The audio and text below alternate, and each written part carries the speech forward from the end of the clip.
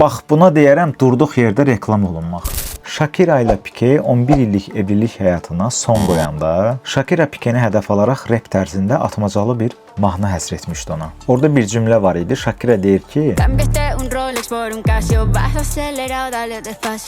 Rolex'i Casio'ya dəyişdin. Bəs Pike də bir podkastda həmin mahnı haqqında danışarkən qolundakı Casio saatını göstərir və deyir ki, Casio nos ha dado relojes. Tenemos un acuerdo con Casio. Bu söz atışmaları bu iki markaya nə qazandırdı? Gəlin onlara baxaq.